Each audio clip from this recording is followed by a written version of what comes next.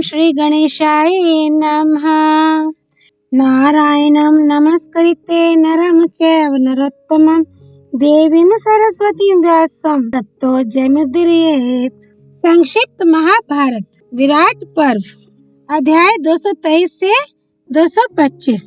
अध्याय 223 उत्तर का अपने नगर में प्रवेश, स्वागत तथा विराट के द्वारा युधिष्ठिर का तिरस्कार एवं क्षमा प्रार्थना। वैशंपायन जी कहते हैं, इस प्रकार उत्तम दृष्टि रखने वाला अर्जुन संग्राम में कौरवों को जीतकर विराट का वह महान गोधन लौटाकर ले आया। जब धृतराष्ट्र के पुत्र इधर उधर सब दिशाओं में भाग गए, उसी समय बहुत से कौरवों के सैनिक जो घने जंगल में छिपे हुए थे, निकलकर डरते डरते अर्जुन के पास आए। वे भूखे प्यासे और थके मांदे थे। परदेश में होने के कारण उनकी विकलता और भी बढ़ गई थी।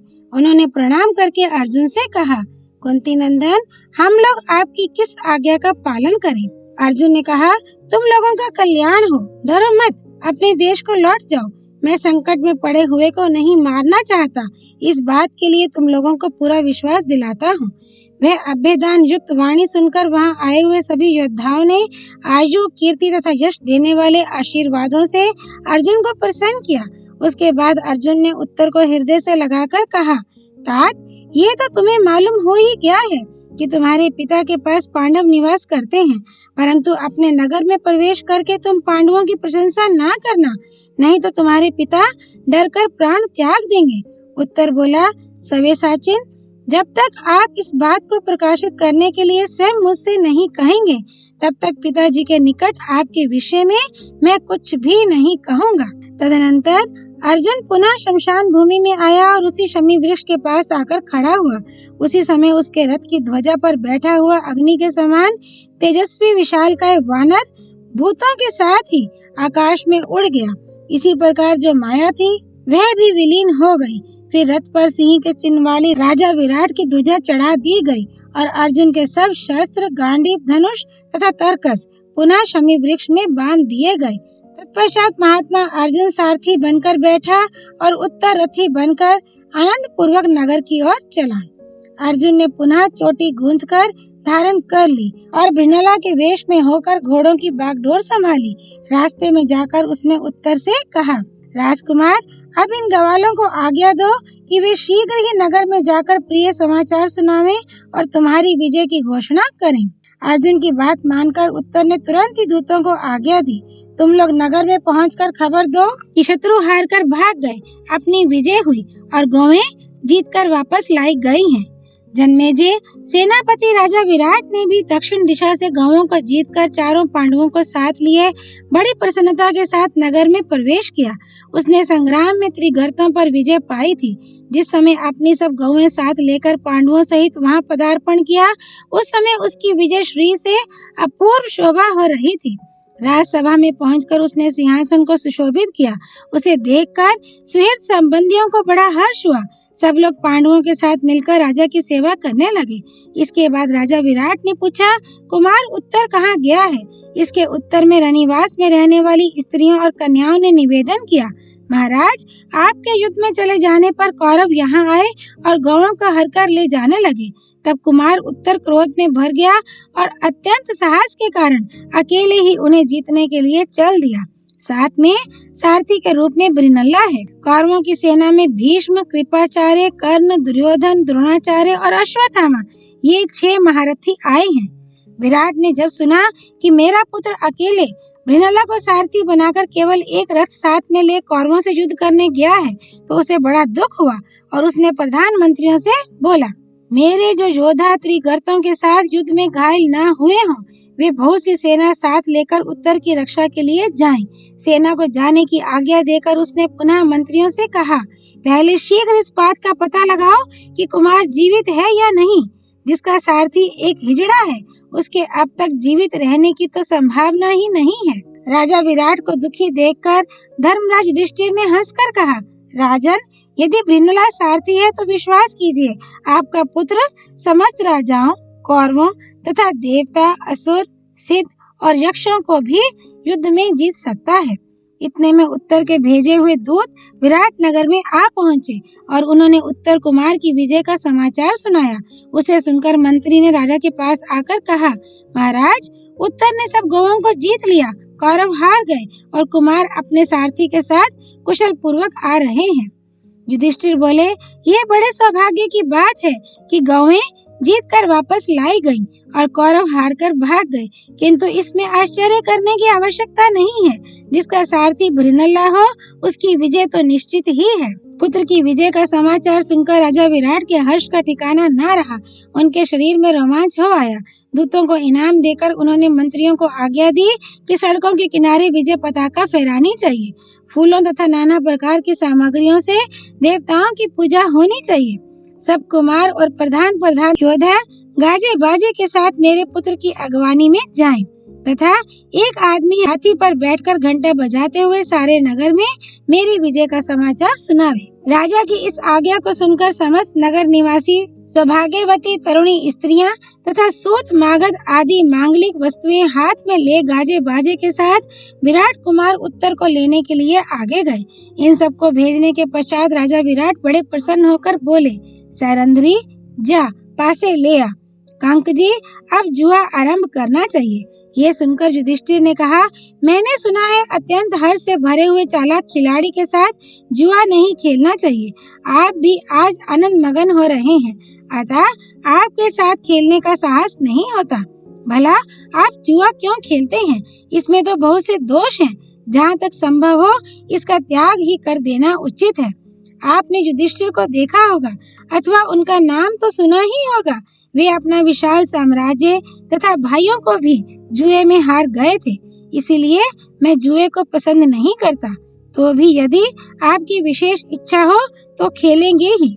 जुआ का खेल आरंभ हो गया। खेलते खेलते विराट ने कहा, देखो, आज मेरे बेटे ने उन प्रसिद्ध कौरवों पर विजय पाई है। युधिष्ठिर ने कहा, भृनला जिसका सारथी हो वह भला युद्ध में क्यों नहीं जीतेगा? ये उत्तर सुनते ही राजा कोप में भरकर बोले, अधम ब्राह्मण, तू मेरे बेटे की प्रशंसा एक खिचड़ी के साथ कर रहा है। मित्र होने के कारण मैं तेरे इस अपराध को तो क्षमा करता हूँ, किंतु यदि जीवित रहना चाहता है तो फिर कभी ऐसी बात ना कहना। राजा युधिष्ठिर ने कहा, राजन, जहाँ द्रोणाचार्य, भीष्म, अश्वत्थामा, कर्ण, कृपाचार्य और दुर्योधन आदि महारथी युद्ध करने को आए हों, वहाँ भृनला के सिवा दूसरा कौन है जो उनका मुकाबला कर सके? जिसके समान किसी मनुष्य का बाहुबल ना हुआ है और ना आगे होने की आशा है, जो देवता, असुर और मनुष्यों पर भी विजय पा चुका है। ऐसे वीर को सहायक पाकर उत्तर क्यों ना विजयी होगा? विराट ने कहा, अनेकों बार मना किया, किंतु तेरी जबान बंद ना हुई। सच है, यदि कोई दंड देने वाला ना रहे तो मनुष्य धर्म का आचरण नहीं कर सकता। ये कहते कहते राजा कोप से अधीर हो गया और पासा उठाकर उसने युधिष्ठिर के मुंह पर दे मारा। फिर डांटते हुए कहा, अब फिर कभी ऐसा ना कहना। पासा जोर से लगा। युधिष्ठिर की नाक से रक्त निकलने लगा। उसकी बूंद पृथ्वी पर पड़ने के पहले ही युधिष्ठिर ने अपने दोनों हाथों में उसे रोक लिया और पास ही खड़ी हुई द्रौपदी की ओर देखा। द्रौपदी अपने पति का अभिप्राय समझ गई। वह जल से भरा हुआ एक सोने का कटोरा ले आई और उसमें वह सब रक्त उसने ले लिया। तदनंतर राजकुमार उत्तर ने नगर में बड़ी प्रसन्नता के साथ प्रवेश किया। विराट नगर की स्त्री पुरुष तथा आसपास के प्रांत के लोग भी उसकी अगवानी में आए थे। सबने कुमार का स्वागत सत्कार किया। इसके बाद राजभवन के द्वार पर पहुंचकर उसने पिता के पास समाचार भेजा। द्वारपाल ने दरबार में जाकर विराट से कहा, महाराज, भृनला के साथ राजकुमार उत्तर ड्योढ़ी पर खड़े हैं। इस शुभ संवाद से राजा को बड़ी प्रसन्नता हुई। उन्होंने द्वारपाल से कहा, दोनों को शीघ्र ही भीतर लिवा लाओ, मैं उनसे मिलने को उत्सुक हूँ। इसी समय युधिष्ठिर ने द्वारपाल के कान में धीरे से जाकर कहा, पहले सिर्फ उत्तर को यहाँ ले आना, भृनला को नहीं, क्योंकि उसने ये प्रतिज्ञा कर रखी है कि जो संग्राम के सिवा कहीं अन्यत्र मेरे शरीर में घाव कर देगा या रक्त निकाल देगा, उसका प्राण ले लूंगा। मेरे बदन में रक्त देखकर वह क्रोध में भर जाएगा और उस दशा में वह विराट को उनकी सेना, सवारी तथा मंत्रियों सहित मार डालेगा। तत्पश्चात पहले उत्तर ने ही सभा भवन में प्रवेश किया। आते ही पिता के चरणों में सिर झुकाया, फिर कंक को भी प्रणाम किया। उसने देखा कंक जी की नासिका से रक्त बह रहा है और वे एकांत में भूमि पर बैठे हुए हैं। साथ ही सरंध्री उनकी सेवा में उपस्थित है। तब उसने बड़ी उतावली के साथ अपने पिता से पूछा, राजन, इन्हें किसने मार दिया? किसने ये पाप कर डाला? विराट ने कहा, मैंने ही इसे मारा है। ये बड़ा कुटिल है। इसका जितना आदर किया जाता है उतने के योग्य ये कदापि नहीं है। देखो ना, जब तुम्हारे शौर्य की प्रशंसा की जाती है उस समय ये उस हिजड़े की तारीफ करने लगता है। उत्तर बोला, महाराज, आपने बहुत बुरा काम किया। इन्हें जल्दी प्रसन्न कीजिए, नहीं तो ब्राह्मण का क्रोध आपको समूल नष्ट कर देगा। बेटे की बात सुनकर राजा विराट ने कुंती नंदन युधिष्ठिर से क्षमा याचना की। राजा को क्षमा मांगते देख युधिष्ठिर बोले, राजन, क्षमा का व्रत तो मैंने चिरकाल से ले रखा है। मुझे क्रोध आता ही नहीं। मेरी नाक से निकला हुआ ये रक्त यदि पृथ्वी पर गिर पड़ता तो इसमें कोई संदेह नहीं कि राज्य के साथ ही तुम्हारा विनाश हो जाता। इसीलिए रक्त को मैंने गिरने नहीं दिया था। जब युधिष्ठिर का लहू निकलना बंद हो गया तब ब्रिनला ने भी भीतर पहुंचकर विराट और कंक को प्रणाम किया। विराट ने अर्जुन के सामने ही उत्तर की प्रशंसा शुरू की कि कई नंदन, तुम्हें पाकर आज मैं वास्तव में पुत्रवान हूँ। तुम्हारे जैसा पुत्र ना तो मेरे हुआ और ना होने की संभावना है। बेटा जो एक साथ 1000 निशाना मारने में भी कभी नहीं चूकता, उस कर्ण के साथ इस जगत में जिनकी बराबरी करने वाला कोई है ही नहीं, उन भीष्म जी के साथ तथा कौरवों के आचार्य द्रोण, अश्वत्थामा और योद्धाओं को कंपा देने वाले कृपाचार्य के साथ तुमने कैसे मुकाबला किया तथा दुर्योधन के साथ भी तुम्हारा किस प्रकार युद्ध हुआ, ये सब मैं सुनना चाहता हूँ। उत्तर ने कहा, महाराज, ये मेरी विजय नहीं है। ये सब काम एक देव कुमार ने किया है। मैं तो डरकर भागा आ रहा था, किंतु उस देव पुत्र ने मुझे लौटाया और स्वयं ही उसने रथ पर बैठकर गौओं को जीता और कौरवों को हराया है। उसी ने कृपाचार्य, द्रोणाचार्य, भीष्म, अश्वत्थामा, कर्ण और दुर्योधन, इन 6 महारथियों को बाण मारकर रणभूमि से भगाया है। उसी ने उनकी सारी सेना को हराकर हंसते हंसते उनके वस्त्र भी छीन लिए। विराट बोले, वह महाबाहु वीर देवपुत्र कहाँ है? मैं उसे देखना चाहता हूँ। उत्तर ने कहा, वह तो वही अंतर्धान हो गया। कल परसों तक यहाँ प्रकट होकर दर्शन देगा। उत्तर का यह संकेत अर्जुन के ही विषय में था, पर नपुंसक वेश में छिपे होने के कारण विराट उसे पहचान ना सका। उनकी आज्ञा से ब्रिनला ने वे सब कपड़े जो युद्ध से लाए गए थे राजकुमारी उत्तरा को दे दिए। उन बहुमूल्य एवं रंग बिरंगे वस्त्रों को पाकर उत्तरा बहुत प्रसन्न हुई। इसके बाद अर्जुन ने राजा युधिष्ठिर के प्रकट होने के विषय में उत्तर से सलाह करके उसके अनुसार कार्य किया। अध्याय 224 पांडवों की पहचान और अर्जुन के साथ उत्तरा के विवाह का प्रस्ताव। वैशंपायन जी कहते हैं, तदनंतर इसके तीसरे दिन 5 महारथी पांडवों ने स्नान करके श्वेत वस्त्र धारण किए और राजोचित आभूषणों से भूषित हो युधिष्ठिर को आगे करके सभा भवन में प्रवेश किया। सभा में पहुंचकर वे राजाओं के योग्य आसन पर विराजमान हो गए। इसके बाद राजकार्य देखने के लिए स्वयं राजा विराट वहां पधारे। अग्नि के समान तेजस्वी पांडवों को राजा आसन पर बैठे देख राजा को बड़ा क्रोध हुआ। फिर थोड़ी देर तक मन ही मन विचार करके उसने कंक से कहा, तुम तो पासा खेलने वाले हो। सभा में पासा बिछाने के लिए मैंने तुम्हें नियुक्त किया था। आज इस प्रकार बन ठन कर सिंहासन पर कैसे बैठ गए? राजा ने यह वाक्य परिहास के भाव से कहा था। उसे सुनकर अर्जुन ने मुस्कुराते हुए कहा, राजन, तुम्हारे सिंहासन की तो बात ही क्या है। ये तो इंद्र के भी आधे आसन पर बैठने के अधिकारी हैं। ये ब्राह्मणों के रक्षक, शास्त्रों के विद्वान, त्यागी, यज्ञकर्ता और दृढ़ता के साथ अपने व्रत का पालन करने वाले हैं। ये मूर्तिमान धर्म है, पराक्रमी पुरुषों में श्रेष्ठ हैं। इस जगत में सबसे अधिक बुद्धिमान और तपस्या के आश्रय हैं। जिन अस्त्रों को देवता, असुर, मनुष्य, राक्षस, गंधर्व, किन्नर, सर्प और बड़े बड़े नाग भी नहीं जानते, उन सब का इन्हें ज्ञान है। ये दीर्घदर्शी, महातेजस्वी और अपने देशवासियों के प्रेम पात्र हैं। ये महर्षियों के समान हैं, राज ऋषि हैं और समस्त लोकों में विख्यात हैं। महारथी बलवान, धर्मपरायण, धीर, चतुर, सत्यवादी और जितेंद्रिय हैं। ऐश्वर्य और धन में ये इंद्र और कुबेर के समान हैं। इनका नाम है धर्मराज युधिष्ठिर। ये कौरवों में सर्वश्रेष्ठ हैं उदयकालीन सूर्य की शांत प्रभा के समान इनके सुखदायिनी कीर्ति समस्त संसार में फैली हुई है। ये धर्मराज जब कुरु देश में रहते थे उस समय इनके पीछे 10,000 वेगवान हाथी तथा अच्छे घोड़ों से जुते हुए स्वर्ण माला मंडित 30,000 रथ चलते थे। जैसे देवता कुबेर की उपासना करते हैं वैसे ही सब राजा और कौरव लोग इनकी उपासना किया करते थे। इन्होंने इस देश के सब राजाओं से कर लिया है। इनके यहाँ प्रतिदिन 88,000 स्नातक ब्राह्मणों की जीविका चलती थी। ये बूढ़े, अनाथ, लंगड़े लूले और अंधे मनुष्यों की रक्षा करते थे। प्रजा को तो ये सदा पुत्र के समान मानते थे। इनके सद्गुणों को गिनाया नहीं जा सकता। ये नित्य धर्मपरायण और दयालु हैं। राजन, ऐसे उत्तम गुणों से युक्त होकर भी ये आपके राजासन पर बैठने के अधिकारी क्यों नहीं है? विराट ने कहा, यदि ये कुरुवंशी कुंती नंदन राजा युधिष्ठिर हैं, तो इनमें इनका भाई अर्जुन और महाबली भीमसेन कौन है? नकुल, सहदेव अथवा यशस्विनी द्रौपदी कौन है? जब से पांडव लोग जुए में हार गए तब से कहीं भी उनका पता नहीं लगा। अर्जुन ने कहा, राजन, ये जो बल्लभ नामधारी आपके रसोइया हैं, यही भयंकर वेग और पराक्रम वाले भीमसेन हैं। कीचक को मारने वाले गंधर्व भी ये ही हैं। ये नकुल है जो अब तक आपके यहाँ घोड़ों का प्रबंध कर रहा है, और ये है सहदेव जो गौओं की संभाल रखता रहा है। यही दोनों महारथी माता माद्री के पुत्र हैं।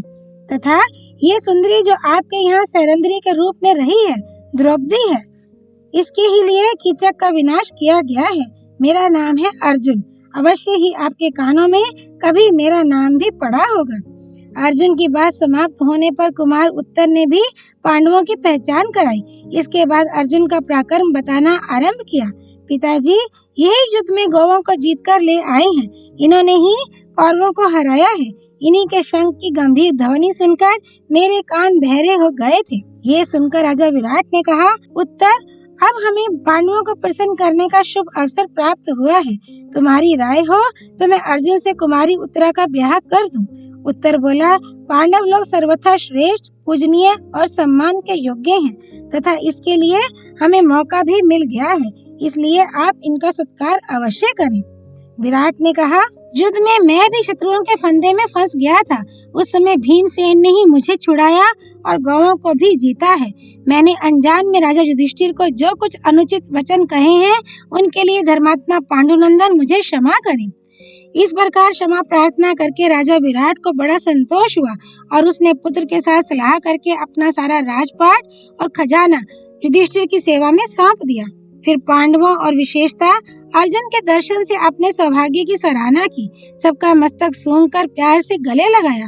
इसके बाद वह अतृप्त नेत्रों से उन्हें एकटक देखने लगा और अत्यंत प्रसन्न होकर युधिष्ठिर से बोला, बड़े सौभाग्य की बात है जो आप लोग कुशल पूर्वक वन से लौट आए, और यह भी अच्छा हुआ कि इस कष्टदायक अज्ञातवास की अवधि को आपने पूरा कर लिया।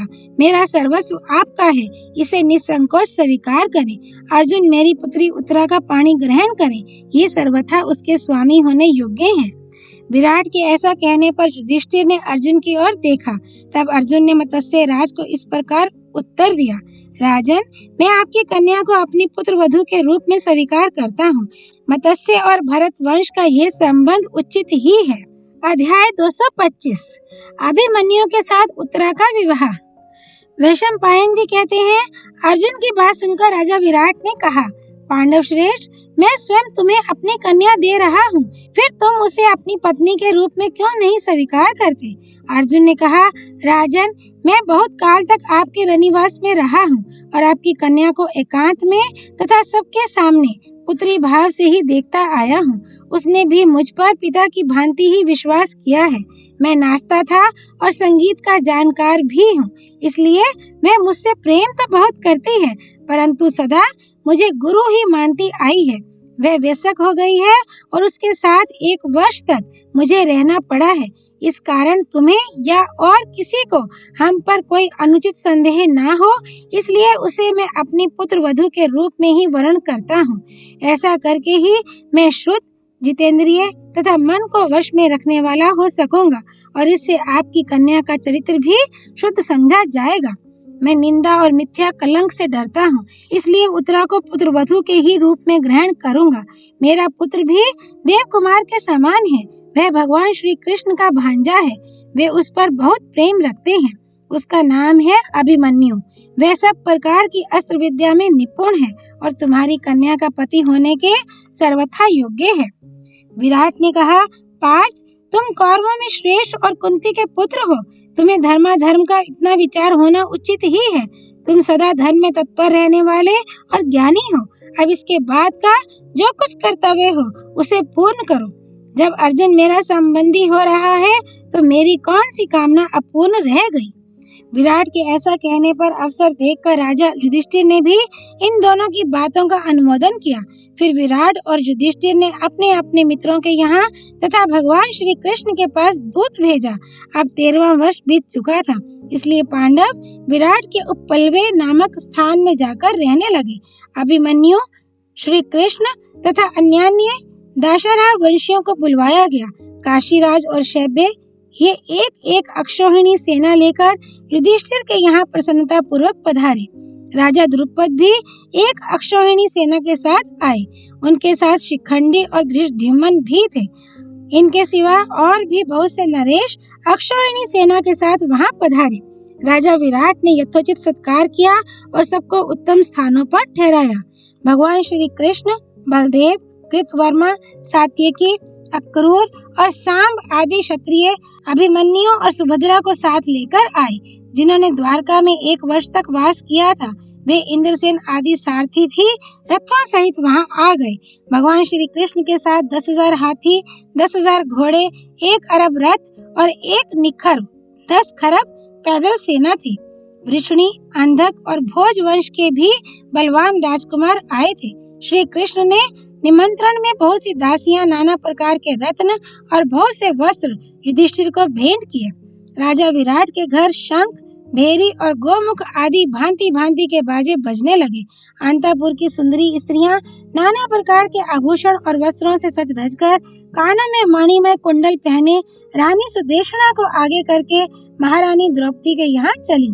वे राजकुमारी उत्तरा का सुंदर श्रृंगार करके उसे सब ओर से घेरे हुए चल रही थी। द्रौपदी के पास पहुंचकर उसके रूप, संपत्ति और शोभा के सामने सब फीकी पड़ गईं। अर्जुन ने सुभद्रा नंदन अभिमन्यु के लिए सुंदरी विराट कुमारी को स्वीकार किया। उस समय वहां इंद्र के समान वेशभूषा धारण किए राजा युधिष्ठिर भी खड़े थे। उन्होंने भी उत्तरा को पुत्रवधू के रूप में अंगीकार किया। तदनंतर भगवान श्री कृष्ण के सामने अभिमन्यु और उत्तरा का विवाह हुआ। विवाह काल में विराट ने प्रज्वलित अग्नि में विधिवत हवन करके ब्राह्मणों का सत्कार किया और दहेज में वर पक्ष को वायु के समान वेग वाले 7,000 घोड़े, 200 हाथी तथा बहुत सा धन दिया। साथ ही राजपाट, सेना और खजाने सहित अपने को भी सेवा में समर्पण किया। विवाह संपन्न हो जाने पर युधिष्ठिर ने भगवान श्री कृष्ण से भेंट में मिले हुए धन में से ब्राह्मणों को बहुत कुछ दान किया। हजारों गौएं, रत्न, वस्त्र, भूषण, वाहन, बिछोने तथा खाने पीने की उत्तम वस्तुएं अर्पण की। उस महोत्सव के समय हजारों लाखों हरिष्ट पुष्ट मनुष्यों से भरा हुआ मत्स्य नरेश का वह नगर बहुत ही शोभायमान हो रहा था। विराट पर्व समाप्त। ओम तत्सत। नर नारायण स्वरूप भगवान श्री कृष्ण की जय। भगवती सरस्वती देवी की जय। भगवान व्यासावतार श्री कृष्ण द्वैपायन की जय। श्री हरि अर्पणमस्तु।